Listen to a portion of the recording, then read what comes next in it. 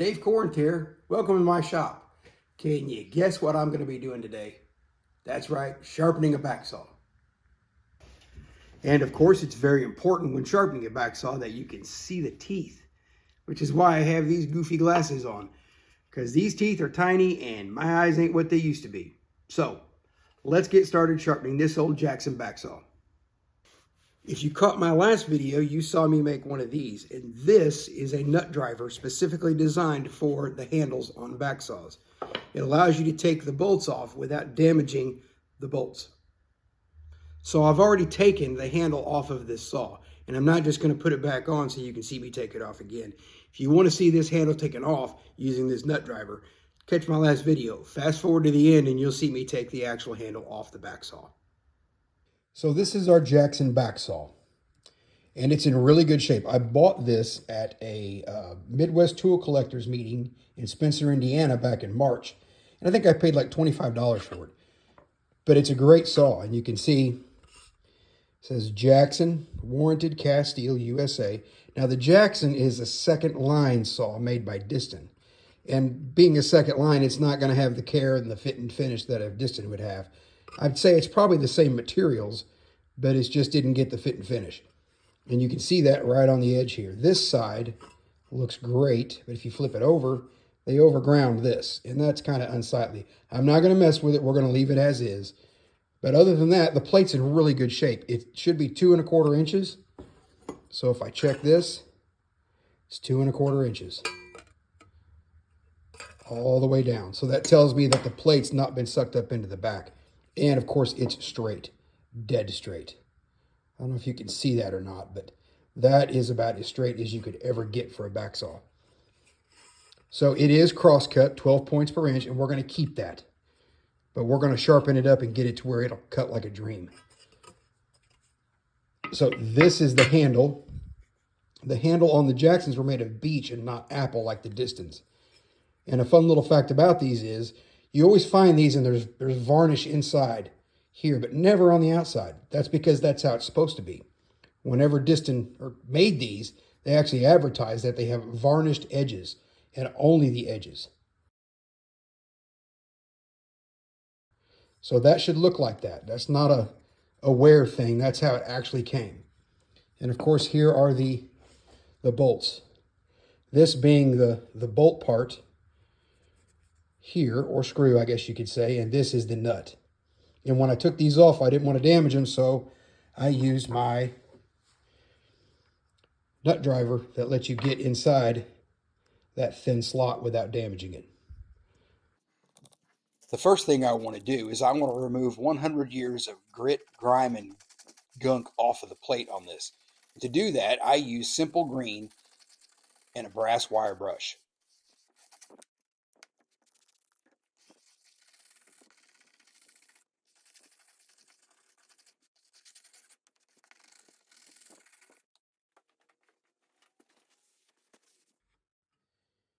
Once it's been wiped down, you can see how much cleaner that plate is. That simple green works really well just for removing the grime and grit. Now, when this was new, the back would have been blued, and they advertised them as having a blued back. And you can see remnants of it where the handle used to be, right there. And we're going to restore that blue back to the back. Before I do that, I want to remove the rust off the plate. And I use these little sanding blocks that I picked up from an auto parts store. The sandpaper is Velcroed onto the block, and you can get various grits. I use 400 first, 600, and then 1,000 to polish it. And I'm going to hit the plate and the back. And you could do this with Evapo rust, but I'm not a big fan of using Evapo rust on hand saws. And I would never use vinegar on a saw plate, or on any antique tool for that purpose, but definitely not on a saw plate. I don't even allow pickles in my shop. Keep that stuff away from antique tools. And some of you might be wondering why I didn't remove the back from the plate. I only remove the back when it's absolutely necessary, and this saw was in such good condition to begin with, I didn't deem it necessary. For the final sanding, I'm going to use 1,000 grit. And if you'll notice, I'm going with the saw plate. I don't ever go side to side. And I try to get as close to those teeth as I possibly can. It's tough to get around those teeth, but you got to get as much of it as you can.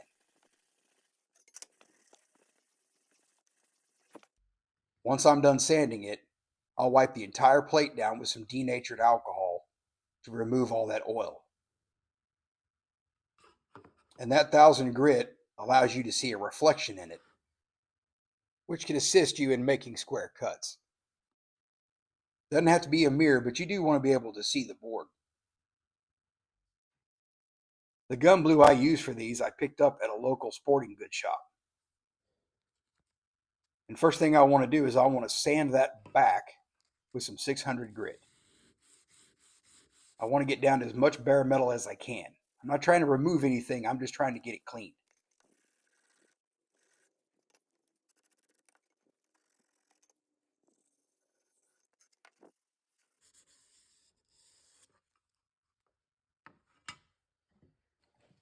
And once that's done, I'm going to wipe it down with some denatured alcohol again. This removes any oil from my fingers and anything that was left whenever I polished it. But it's very important that you get that back super clean and there's no oil or anything on it when you do this.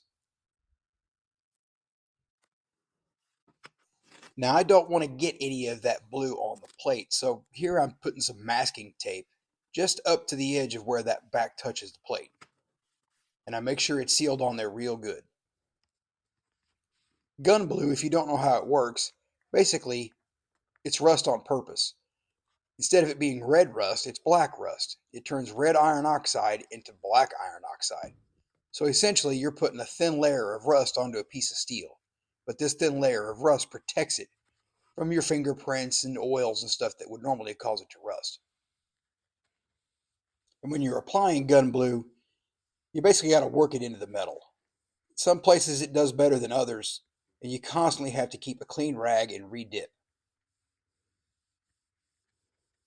So I'm going to shut up now and just let you watch this. It's a really fun process to watch.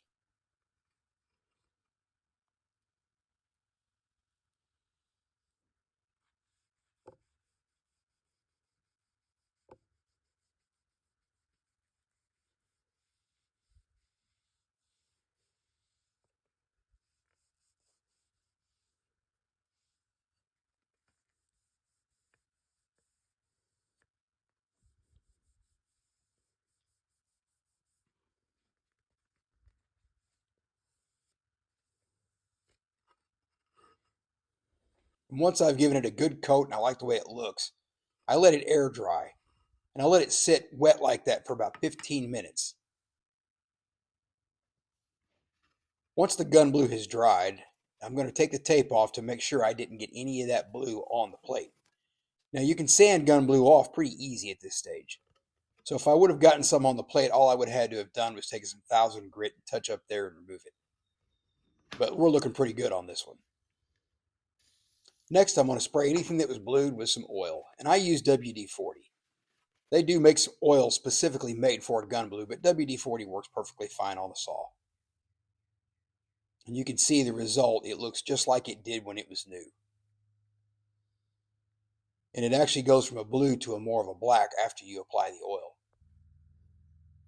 Now that the plate is clean and the back is blued, I want to go ahead and start the sharpening process. And the first thing I'm going to do is I want to joint the teeth to make sure they're all on the same plane.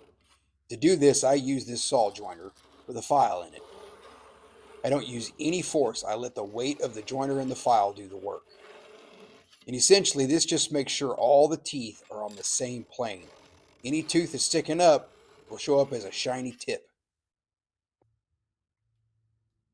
And you can see here, all the teeth have that shiny tip on it, which means they're all on the same plane. But first, I want to discuss some terminology used with sharpening hand saws. And the first one is fleam.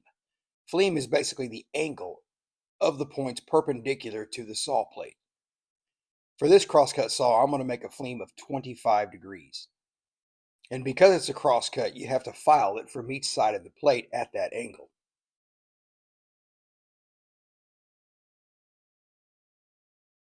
Rake is the angle of the front of the tooth perpendicular with the length of the saw. And on a crosscut, it's steeper, and on a rip, it's almost 0 degrees. For this saw, because it's crosscut, I want to make my rake 15 degrees. And finally, slope. Slope is the vertical angle that the teeth are filed across the plate. And saw vices generally have this bevel on the front to help with filing the slope. Having a steeper slope will help clear the sawdust out of the cut, but since this is just a 10-inch crosscut saw, we're not going to have much slope. I recently bought this Veritas file holder from Lee Valley, and I've always just used a stick on the end of a file, but this has a large thumb screw on the end. It looks like it'll be a lot more comfortable. The first thing I want to do is I want to set the fleam at 25 degrees.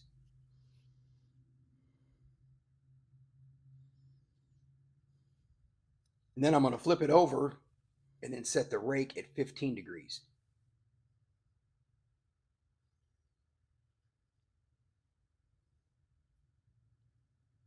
And the file I'm using is a Nicholson 4-inch slim taper.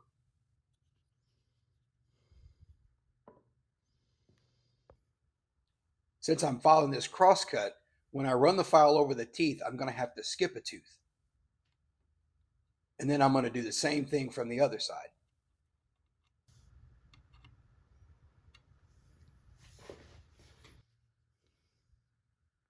And when I'm filing these teeth, I want to make sure that I keep the bottom edge of that scale parallel with the saw plate. And this is where those glasses that I had on at the beginning come in handy. These teeth are small and it's easy to skip the wrong tooth. To help in seeing these teeth, a lot of times I'll take a Sharpie marker and darken the tips of all the teeth so I can see which one I filed. But since this saw has never been sharpened, the teeth are dirty, and I can easily see which one I filed and which one I haven't. It's also very important that you take the same number of strokes on each tooth. In this case, I'm only hitting each tooth twice, and I keep the same pressure. If you keep the same pressure and the number of strokes, it'll ensure that the tips of each point are the same height. If you've ever cut with a saw and it catches, that's generally because one of the points or 2 or 3 of the points are higher than the rest, and it's making it harder to cut. Once I've hit every other tooth on this side of the plate, I'm going to flip it around in the saw vise, reset the file holder to the same angles, and then file from the other side.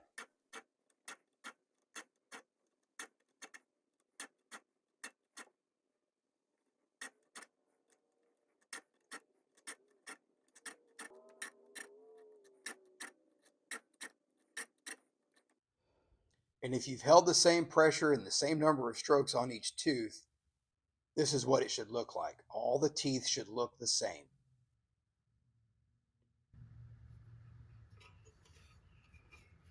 The set on this saw plate was pretty heavy, so I didn't worry about setting those teeth. Before I fix the set, I want to put the handle back on the plate. It'll make it a lot easier when I'm doing test cuts. But this handle, man, she looks kind of crummy. So I'm going to clean it up a little bit. We'll put some wax on it. Then we'll put it on the plate. Then we'll fix the set. The handle on this saw looks really good. All it's got some paint splatter and a few toolbox dings. So I'm not going to do too much. Just put some wax on it and clean it up. And the first thing I do to clean it is I use this Howard's Feed and Wax.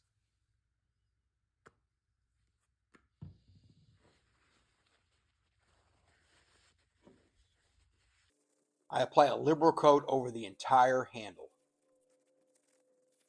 And then I let it sit for about 15 or 20 minutes. Once that feed and wax is soaked in, I go over the entire handle with some 4/0 steel wool. This polishes it and it removes some of those paint splatters. I'm not going to try and get all the paint splatters off, but I'm going to get most of them. I kind of like to leave some of that patina on the handle.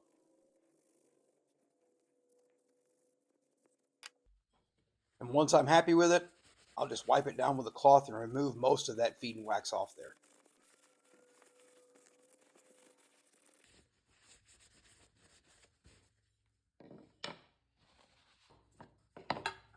And then I'll apply a nice coat of Johnson's paste wax to the handle. I really wish I would have been ahead of the curve on this and bought myself about 10 or 20 cans of this Johnson's paste wax before they stopped making it. but I didn't. And so now when I get another one, I'm going to have to pay a pretty penny for it or find an alternate wax. But I like Johnson's paste wax. And I'm going to let that dry for about 20 minutes. And while that's drying, I'm going to go ahead and clean the saw bolts and nuts up. And all I use to clean these up is WD-40 and some 4/0 steel wool. I don't want to polish these. All I want to do is remove the grit and the grime that's on there. I like to leave that golden brown patina on these saw bolts and nuts. To clean the slot, I use a toothpick. I don't use anything metal to clean that slot out. Generally, those slots are filled with grit and grime and who knows what else, and a toothpick is the perfect tool to do that. It doesn't scratch the metal, and it gets all that stuff out of there. And this will make putting these saw nuts back on a lot easier if that slot's cleaned out.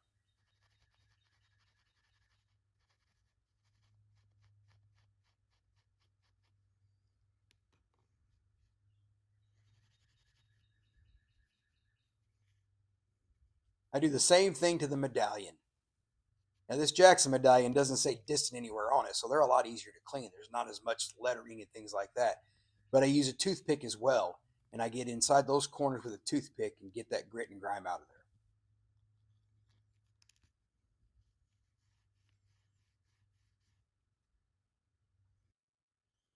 And this is the look I'm after. A nice golden brown color with just hints of that brass sticking out. Now I'm going to put the saw plate back on. And it goes on pretty easy. It's very important that you align those slots back up before you put the bolts in. And a saw bolt is basically nothing more than a carriage bolt, so it has a squared base. And it's important that you line that square base up with where it used to be originally. Sometimes they go in easy and sometimes they don't. This bolt is going to give me a little bit of a fit. But you can kind of rack the handle back and forth until it lines up, and sometimes it'll just slide back in. And if it won't, I have a little hammer with a neoprene tip on it. And I'll set that plate on something solid, and then I'll just tap the bolt in. If you're not careful and you tap it too hard, you don't have it lined up right, you can damage the threads on that bolt, making it harder to put the nut on. And then I'm going to use my fancy smancy saw nut driver to tighten those bolts down. And you don't want to tighten them down too tight because you can actually warp the plate in the process. You just want it tight enough where it doesn't have any slack in the handle. And now I can work on getting the set right on this saw. Like I said originally, the set on this saw was very, very heavy. And the saw plate on this is about 23 thousandths of an inch thick. And the set is 37 thousandths. So if you do some simple math on that, and you take 23 thousandths from 37 thousandths, you'll end up with 14 thousandths. And if you divide 14 thousandths by 2, you get 7 thousandths. And 7 thousandths set on each side is way too much. And I like it to be about 3 or 4. That makes cutting a lot smoother. And to even out the set and make sure those teeth are protruding out each side at exactly the same distance, I find my heaviest file that I have, and that's this big monstrosity you see there. And all I do is set the file on the teeth and let the weight of the file do the work. That's why I grab the heaviest file that I have. And all I do is just take 2 passes on each side. I've learned that each pass takes about 1/1000th of an inch off. And after I hone it, it'll take a little bit more off. And that should be where I want to be.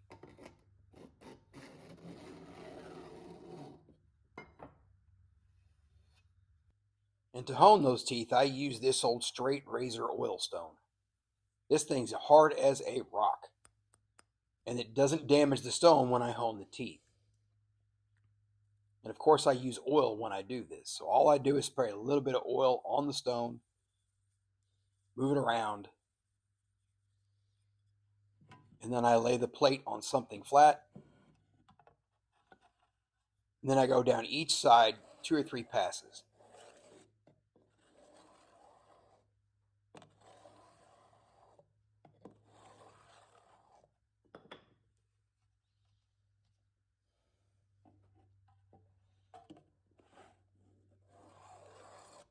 Once I have the teeth honed, I'm going to wipe the plate down, and then I'm going to make a test cut. When I do the test cut, I'm actually feeling to see if any of those teeth are taller than the others. It'll catch when you're doing this. And it does not. It's also cutting straight, which tells me that the set is even on each side. This is when I'm going to check the distance of the set. All I do is set my micrometer in there and check the thickness of it. And the kerf is 30 thousandths, which is right where I want to be. Well, I'm very happy with the way this little back saw turned out.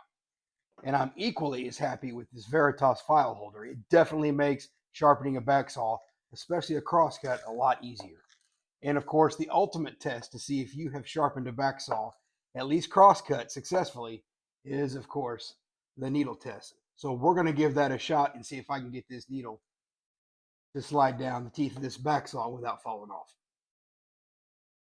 Now, I know that sliding a needle down the teeth is not the ultimate test to see if you've sharpened a saw correctly, especially a short 10-inch back saw like this.